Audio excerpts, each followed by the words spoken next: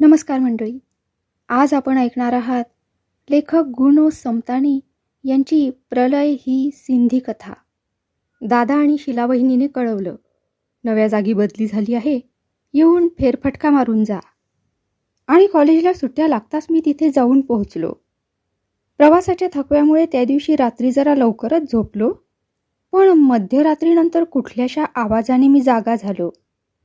बाहेर थोडा पाऊस पडत होता. पावसाचे थेंब छतावर टप टप कोसळत होते आणि रात्रीच्या त्या अंधारात चमत्कारी गोंगाट निर्माण करत होते. पण त्या थेंबाच्या टपटप आवाजामधील अंतर कोणाच्या तरी हुंदक्यांनी भरून निघत होतं.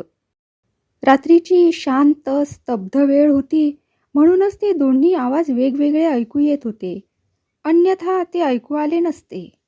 टप टप, मग हलक्या आवाजातील हुंदके, पुन्हा टपटप, मग हुंदके, काहीसे थांबत, काहीसे एकमेकात गुंतत. हिवाळ्यात समुद्राच्या लहान लाटा अस्पष्टसा आवाज करीत अधूनमधून थांबत एकमेकात गुंतत काठाकडे येत असतात, तसेच. हे घर आणि शेजारच्या त्या घराच्या दरम्यान एक खिडकी होती. तिथूनच आवाज येत होता. मी चुपचाप उठून खिडकीपाशी गेलो. कुणीतरी खिडकीच्या अगदी जवळ क्षीण आवाजात हमसून हमसून रडत असल्याचं मला जाणवलं. कदाचित कुणी महिला. मनातलं कुतूहल आवरून मी परत आपल्या बिछाण्यावर येऊन निजलो. त्या रात्री मग मला झोप आली नाही. दुसरी रात्र. 2 वाजले असतील. मी अजून झोपलो नव्हतो. पुस्तक वाचत होतो. त्याच वेळी खिडकी पलीकडून चिपळ्यांचा आवाज वातावरणात निनादला. गोड मधुर आवाज. चिपळ्या तालासुरात वाजू लागल्या आणि त्या सुराला सूर लावीत गीतेतला एक श्लोक गुंजारला. यदा यदा हि धर्मस्य ग्लानिर्भवती भारत. इतका गोड गळा. या गळ्यात कृष्णाच्या बासरीचं समस्त माधुर्य सामावलेलं होतं. कृष्णाच्या बासरीची तान ऐकून यमुनेच्या प्रवाहात लाटात देखील असाच लय निर्माण झाला असेल का? गोड झणकाराच्या त्या तालावर तो श्लोक निनादत राहिला, पुन्हा पुन्हा, अनेक वार. आदल्या रात्री मनात दडपून टाकलेलं कुतूहल पुन्हा एकदा उफाळून वर आलं. पण खिडकीपाशी जाऊनही खिडकी उघडाविषयी काही वाटेना. खिडकी उघडल्याने त्या संगीताची तंद्री भंग पावली तर. जरा ऐकता का? मी आराम खुर्चीवर बसलो होतो. मी त्या हुंदक्याचा आवाज ऐकला होता. तिच्या गाण्याचा आवाज ऐकला होता. पण हा सरळ आवाज कसा होता? अत्यंत शांत, अत्यंत गंभीर. मी तोंड वळवून पाहिलं. ती खिडकीपाशी उभी होती, पण तिचा चेहरा दिसत नव्हता. त्या बाजूला अंधार होता. एक रेखाकृती फक्त दिसत होती. बोला, तुमच्या गड्याला पाठवून कुणा डॉक्टरला बोलावता येईल का? डॉक्टर? किंचित काळजीने मी विचारलं. तुमची तब्येत बरी नाही का? क्षणभर काहीच उत्तर मिळालं नाही. मग अधिकच शांतवाणीने ती म्हणाली, शीलाला म्हणावं ह्यांची तब्येत बिघडली आहे. मेहरबानी करून गड्याला लवकर पाठवून डॉक्टरला बोलाव. तुमच्या पतीची? बोलणं पुरं व्हायच्या आत ती म्हणाली, हे पहा, कृपा करून जरा लवकर. त्यानंतरच्या रात्री मी रोजच्यासारखा खिडकीच्या या बाजूला निजलो होतो. खिडकी पलीकडे बहुधा ती झोपण्यासाठी खोलीत येत असावी. तिच्या पावलांची चाहूल जवळ येत होती. त्याचबरोबर दिव्याच्या अंधुक प्रकाश देखील जवळ येत होता. ती बहुधा हातात कंदील घेऊन येत असावी. अचानक जणू एखादं भांडं खळकन फुटून त्याचा आवाज व्हावा, त्याप्रमाणे खोकल्याचा एक भयंकर आवाज एकाच वेळी असंख्य प्रतिध्वनी निर्माण करीत आतल्या खोलीतून सर्वत्र पसरला. पावलं थबकली. प्रकाश थबकला. फक्त क्षणभरच. मग प्रकाश व पावलांची चाहूल घाईघाईने दूर निघून गेली. निशब्दता, अंधार. मी श्वास रोखून पडून राहिलो. कुठल्याशा प्रलयाच्या भीतीने तिथेच गोठल्यासारखा झालो. काल रात्री जेव्हा डॉक्टर परत निघाले होते, तेव्हा मी त्यांना आमच्या घराशी थांबवून विचारलं होतं, डॉक्टर? डॉक्टरांनी उत्तर दिलं होतं. सुमारे अर्ध्या तासाने ती त्या बाजूला येऊन निजली. यावेळी तिने दिवा आणला नव्हता. मी विचारलं. का विचारलं कोणास ठाऊक. डॉक्टरची जरूर असेल तर? नाही, त्यांना आता झोप लागली आहे. आभारी आहे. डॉक्टर सांगत होते, पण हे कसं काय झालं? थोडा वेळ काहीच उत्तर मिळालं नाही. आपली अपार वेदना आवरून आपला स्वर नेहमीसारखा शांत, संयत करायला तिला थोडा वेळ लागला असावा. मग शांत वाणीत उत्तर मिळालं. कारखान्याच्या धुरकड, जीव गुदमरून टाकणाऱ्या वातावरणात अर्धपोटी काम केल्याने असं काही झालं तर त्यात नवल कसलं? यात नवल वाटण्यासारखं काही नाही, हे मान्य. पण ही गोष्ट इतक्या सहज आणि शांतपणे सांगणे, यात आश्चर्यजनक काहीच नाही, हे मात्र मान्य करणं कठीण आहे. मी म्हटलं, पण अशाने काम भागणार नाही. हवा पालट करण्यासाठी यांना कुठेतरी बाहेर नेणं जरुरीचं असल्याचं डॉक्टर सांगत होते. तिकडून उत्तर आलं नाही. मन व्याकुळ झालं होतं. मी विचारलं, जात का नाही मग? अचानक तोच खोकल्याचा आवाज आला. श्वास घ्यायला अडचण होत असल्याने तो अधूनमधून थपकत होता. पण मग तोच आवाज काहीसा जोरात पसरत असल्यासारखं वाटलं. पडल्या पडल्याच मला जाणवलं की ती घाईघाईने आत निघून गेली. तासभर झाला असेल. कदाचित मला डुलकी लागली असावी. खिडकीकडून आवाज आला, थोडं ऐकता का? मी दचकून जागा झालो. डॉक्टर? मी उठून उभा राहिलो. दुसऱ्याच क्षणी ती म्हणाली, बरं राहू देत, झोप लागली वाटतं त्यांना. पुन्हा त्रास झाला तर बघता येईल. मी म्हटलं, हे पहा, पुन्हा त्रास व्हायची वाट बघू नका.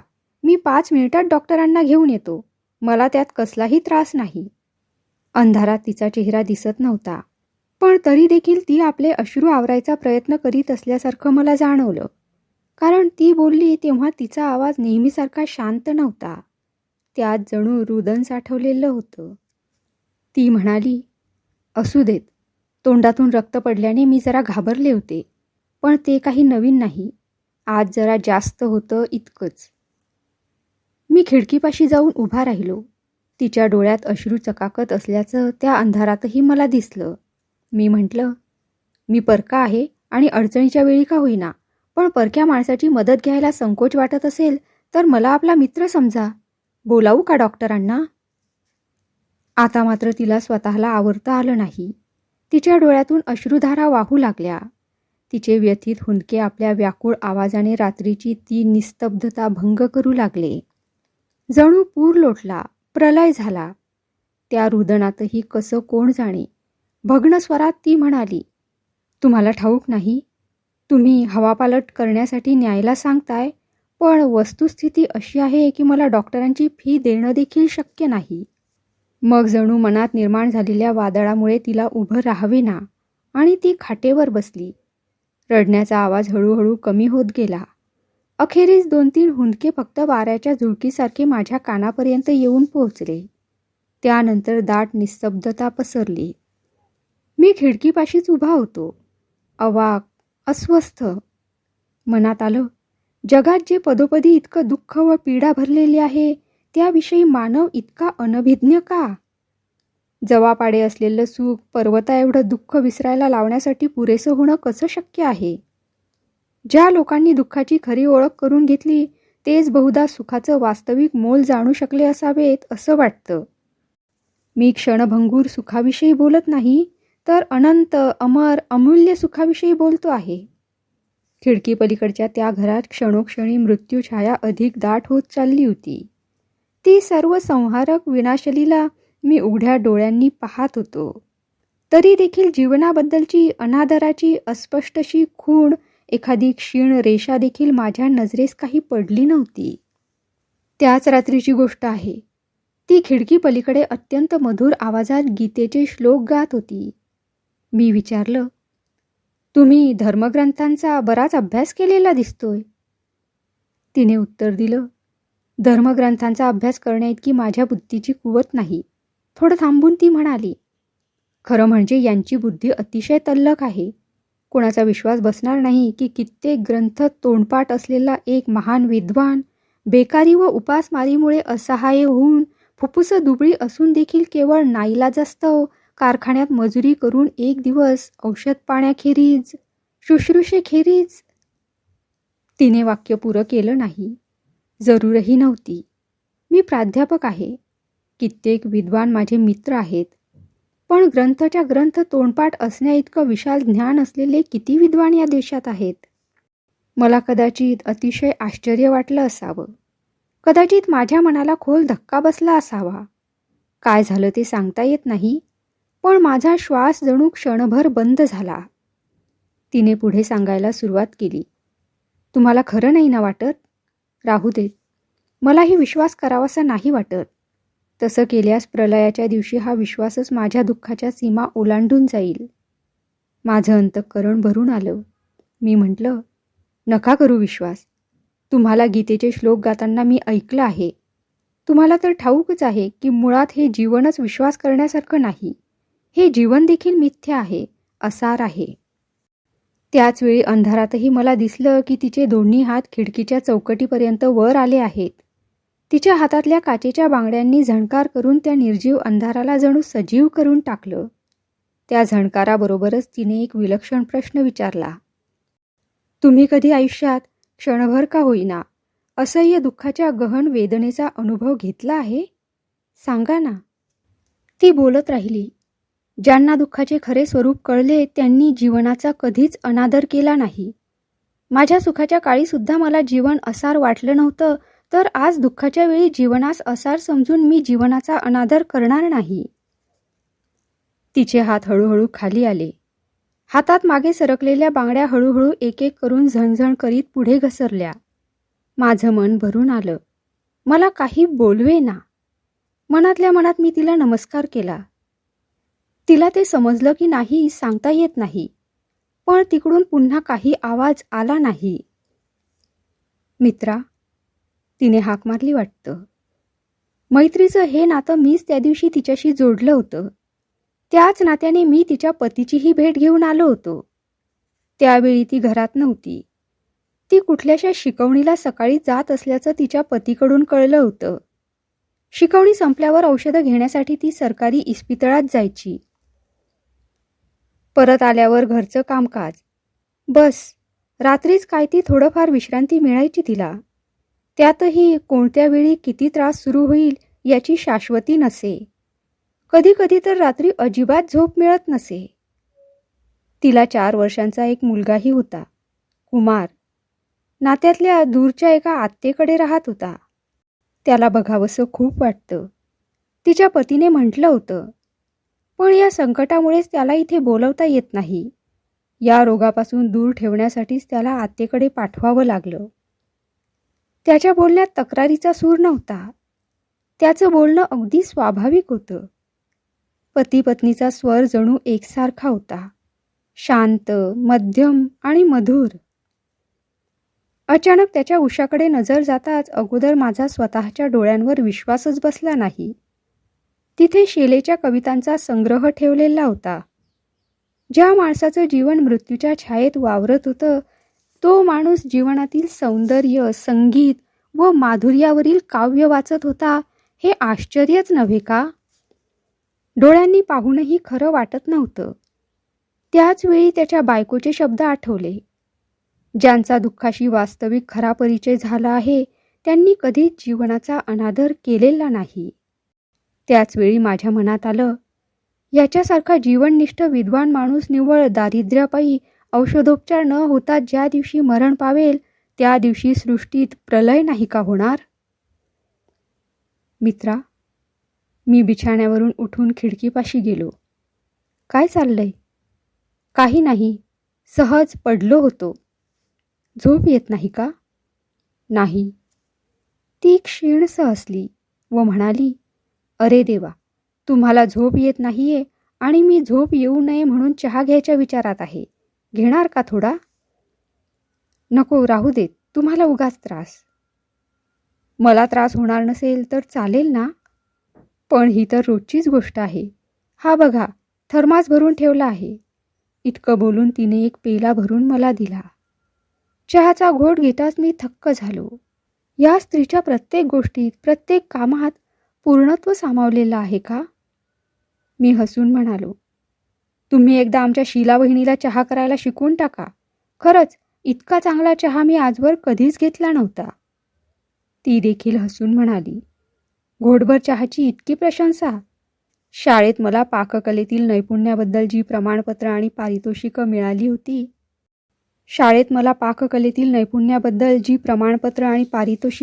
आहेत ती अजून तुम्ही पाहिली नाहीत. नाहीतर. अचानक तिचा घसा दाटून आला. बोलणं अर्धवट सोडून देत ती म्हणाली, असो, जाऊ देत त्या गोष्टी. मला किंचित आश्चर्य वाटलं. मी विचारलं, का? काय झालं? त्या पाककलेमागे माझ्या सुखाचा किती मोठा इतिहास लपलेला आहे ते नाही तुम्हाला ठाऊक. तिचा स्वर पूर्ववत झाला होता. मी म्हटलं, तुम्ही मला मित्र म्हटलं आहे, स्नेहाने चहा दिला आहे. आपल्या त्या सुखाची हकीकत मला नाही का सांगणार? तेव्हा कुठे तिने ती सांगायला सुरुवात केली. ती म्हणाली, या स्वयंपाकापायीच आमचं नातं जुळलं होतं. सुतोवाच झाला एका सहलीच्या वेळी. आम्ही बरेच मित्रमैत्रिणी मिळून एका सहलीला गेलो होतो. प्रत्येकाने आपापला डबा आणला होता. हे कुठल्याशा खानावळीत जेवायचे, म्हणून इतक्या लवकर ह्यांची डब्याची सोय होऊ शकली नव्हती. आम्ही सगळे समुद्र स्नानासाठी गेलो. हे काही आले नाहीत. सामानाच्या देखरेखीसाठी म्हणून तिथेच बसून राहिले. आम्ही स्नान करून परत आलो तेव्हा दुरूनच हे म्हणाले, कृष्णा, खरंच तू अतिशय भाग्यवान आहेस. वहिनी इतका छान स्वयंपाक करते हे ठाऊक नव्हतं मला. कृष्णाला काहीच उमगलं नाही. तो म्हणाला, अरे, अचानक हे कॉम्प्लिमेंट्स कशासाठी बुवा? पण हे आपल्याच नादात बोलत राहिले. तू मला नेहमी लग्नाचा आग्रह करतोस ना? तुझ्या बायकोसारखी स्वयंपाक करणारी मुलगी मिळाली तर आपली तयारी आहे लग्नाची. कृष्णाच्या डोक्यात प्रकाश पडला. तो ओरडला, हात तुझी, माझा सगळा डबा साफ केलाच वाटतं. सगळे खळाळून हसले. तेव्हा मी त्यांना विचारलं, मुलीचा सुगरणपणा पाहूनच तुम्ही तिच्याशी लग्न करणार? रूपरंग, हुंडा, मानपान वगैरे काही सुद्धा बघणार नाही? ते हसून म्हणाले, हे पहा, आपला हा देश भुके कंगाल आहे. इथे रती, लक्ष्मी, सरस्वती सर्वांना विसरून अन्नपूर्णेचीच फक्त पूजा करायला हवी. एकाएकी कृष्णा पाठीमागून ओरडला, लूक करुणा, याने तर तुझा डबा संपवला आहे. थँक गुडनेस, मी बचावलो. माझ्या बायकोला मात्र फुकटचे कॉम्प्लिमेंट्स मिळाले. कृष्णाचा व माझा डबा सारखाच होता, म्हणूनच कदाचित ही चूक झाली असावी. कृष्णा पुन्हा ओरडून म्हणाला, काय रे बाबा, अन्नपूर्णा जर रतीसारखी सुंदर असेल तर काय करायला हवं? दोघा चौघांनी एका सुरात उत्तर दिलं, लग्न. गतकालातील त्या मधुर स्मृतीविषयी सांगता सांगता करुणाचा कंठ संगीतमय झाला. हो, लग्न झालं. मी मामांकडे राहत असे. दुसरं कुणीही नव्हतं मला. माझं लग्न उरकून जबाबदारीतून मोकळं व्हायची घाई मामाला लागली होती. माझं लग्न झालं. त्यावेळी हे कुठल्याशा वर्तमानपत्रात सहसंपादक होते. किती सुखाचे दिवस होते ते. दर रविवारी मी पुऱ्या तळू लागले की समोर येऊन बसायचे. मी म्हणायची, चला पैज लावूया. कशाची? जोवर माझ्या पुऱ्या फुगत राहतील तोवर तुम्ही जेवत राहायचं. बघूया कोण हरतं ते. ते हसायचे व म्हणायचे, पुऱ्या तळण्यात तू इतकी निपुण आहेस की तुझी प्रत्येक पुरी हमखास फुगलीच पाहिजे. पैज लावून तरी बघूया की. अचानक ती निस्तब्ध झाली. मी म्हटलं, सांगा ना, ऐकण्यात गंमत वाटतेय. नाही, आणखी काही नाही. जे काही आहे ते सांगा ना. ऐका तर. वर्तमानपत्राविषयी मालकाचं धोरण वेगळं होतं. त्या बाबतीत यांचा त्यांच्याशी मतभेद झाला म्हणून त्यांना नोकरीवरून काढून टाकण्यात आलं. कुठल्या विद्यापीठाचा शिक्का लागलेला नव्हता म्हणून दुसरीकडे कुठेही त्यांना नोकरी मिळाली नाही. नोकरीच्या शोधात भटकत भटकत अखेर ते कारखान्याच्या कोंदट धुरकट वातावरणात पोहोचले. बस, हीच आहे त्यानंतरची हकीकत. बाहेर पावसाला सुरुवात झाली होती. छतावर थेंबाचा आवाज होत होता. त्या कोलाहलात तिचा आवाज अतिशय सौम्य वाटत होता. मी खिडकीच्या जवळच उभा होतो. आगगाडी पेटवावी आणि तिच्या डोळ्यातूनही अश्रुधारा सरसर वाहत आहेत का ते बघावं असं एकदा मनात आलं. त्याच वेळी नेमका आतल्या खोलीतून खोकल्याचा तोच आवाज मेघगर्जनेशी टकरावून सगळीकडे पसरला. माझ्याकडे एक नजर टाकून ती अंधारात आत निघून गेली. माझ्या मनात हाहाकार निर्माण झाला. तिला पाककलेतील नैपुण्यासाठी प्रमाणपत्र व पारितोषिकं मिळाली आहेत. ती अन्नपूर्णा रतीसारखी सुंदरही आहे. तिची प्रत्येक पुरी फुगते. पण तिला 2 वेळच्या जेवणाची भ्रांत आहे. स्वयंपाक करायला व जेवायला तिच्यापाशी काही नाही. प्रलय म्हणजे आणखी दुसरं काय असतं? करुणागीतेतला तो श्लोक का गाते? यदा यदा हि धर्मस्य. खोटं आहे, खोटं आहे. मी म्हटलं, एक गोष्ट विचारू? विचारा. त्या दिवशी तुम्ही म्हटलं होतं की तुम्ही कधीच जीवनाचा अनादर करीत नाही. एखाद दिवशी प्रलय झाला तरी तुम्ही जीवनाला निर्मूल समजणार नाही का? तिने विचारलं, तुम्ही प्रलय पाहिला आहे? नाही, पण त्याच्याविषयी ऐकलं आहे. खूप वर्षांपूर्वीची गोष्ट आहे. मी हरिद्वारला गेलो होतो. तिथे मायाकुंड आहे. मार्कंडेय मुनींना तिथे प्रलयाचं दर्शन घडलं होतं म्हणतात. तुम्ही भागवत वाचलं असेलच. हो, वाचलं आहे. पण मार्कंडेयांना काय फक्त जलप्रलयच दिसला होता? त्यांना आणखीही काही दिसलं होतं. त्या सर्व विनाशकारी जलप्रलयाच्या संहारक लीलेतही एक बाळ निर्भयपणे हसत एका पानावर पडून तरंगत होतं. मी म्हणालो, पण तो बाळ म्हणजे स्वतः ईश्वर होता. त्याला कसली भीती वाटणार? ती क्षणभर शांत राहिली. मग म्हणाली, मला सुद्धा एक दिवस तुमच्यासारखी शंका वाटली होती. आणि त्यावेळी मी यांना विचारलं होतं की कुठलीही वस्तू नष्ट होत नसते. तिचं फक्त स्वरूप पालटत असतं इतकंच. तो प्रलय नव्हता. ते युगपरिवर्तन होतं. नाहीतर देवाने इतर कुठलंही रूप धारण न करता लहान मुलाचंच रूप का घेतलं होतं? बाळ हे युग बदलल्याचं चिन्ह आहे, प्रतीक आहे मित्रा. जीवन जीवन आणि ते जीवन तोडणारा तो खोकला. तिचं बोलणं पुरं होऊ शकलं नाही. पण 4 रात्रीनंतर प्रलयाची रात्र देखील आली. अजून उजाडलं नव्हतं. अनेक हाकांचे आवाज ऐकून मी जागा झालो. स्वप्नातच ते आवाज ऐकत असल्याचा भास मला झाला.